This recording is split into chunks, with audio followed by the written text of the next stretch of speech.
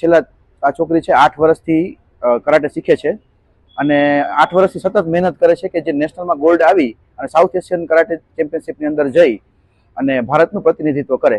તો આ સમય મળ્યો છે અમને 2024ની અંદર. 2023માં એક પોઈન્ટ માટે થઈ અને સિલ્વર મેડલ આવેલું એટલે અમે ચૂકી ગયા હતા. આ વખતે અમે રમવા ગયા સાઉથ એશિયન, પૂરા સાઉથ એશિયામાં આખા એનો 3જો નંબર આવેલો છે. હાલમાં હું ભારતમાં રિપ્રેઝેન્ટ કરવા ગઈ હતી, મતલબ ગુજરાતને રિપ્રેઝેન્ટ કર્યું, જેમાં ગુજરાતને મેં રિપ્રેઝેન્ટ કરી અને હવે મને ભારતને રિપ્રેઝેન્ટ કરવાનો મોકો મળ્યો હતો. ભારતમાં મારી કેટેગરીમાં મને પ્રથમ નંબર મેળવેલો હતો મેં. અને હવે હું ભૂટાનમાં રમવા ગઈ હતી, જ્યાં સાઉથ એશિયન કરાટે ચેમ્પિયનશિપ હતી. ત્યાં 6 દેશો રમવા આવેલા હતા, જેમાં મને ભારતને રિપ્રેઝેન્ટ કરવાનો મોકો મળ્યો હતો અને મેં મારી પૂરી કોશિશ કરી હતી કે હું ભારતને બહુ સારી રીતે રિપ્રેઝેન્ટ કરી શકું.